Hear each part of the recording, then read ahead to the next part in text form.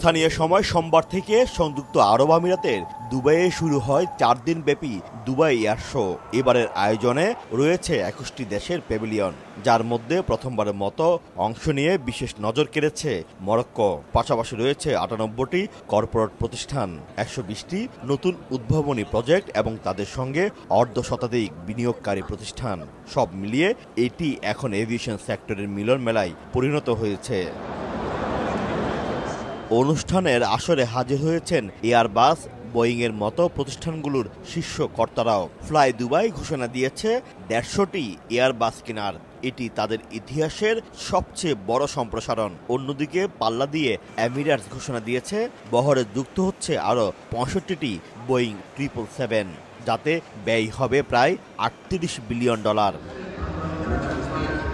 এবারের আসরে সবচেয়ে আলোচিত হচ্ছে এয়ার ট্যাক্সি প্রযুক্তি। ভবিষ্যতের শহর কেন্দ্রিক ভ্রমণকে বদলে দিতে পারে এমন উড়োজাহাজের সামনে ভিড় দর্শকদের। ডিফেন্স সেকশনও যেন যুদ্ধ বিমান, গোলা বারুদ, ড্রোন নিয়ে পসরা সাজিয়ে বসেছে। আয়োজকরা মনে করছেন এয়ার শোর পর্দা নামার আগেই আরো বড় বড় চুক্তির ঘোষণা আসতে পারে। মরুর বুকে আভিজাত্যের শহরে বসেছে এভিয়েশন সেক্টরের সবচেয়ে বড় আসর দুবাই এয়ার শো। যাত্রীবাহী বিমান, আধুনিক প্রযুক্তির ড্রোন থেকে শুরু করে এভিয়েশন সেক্টরের ভবিষ্যৎ সবকিছু যেন ঠাঁই পেয়েছে এই প্রদর্শনীতে।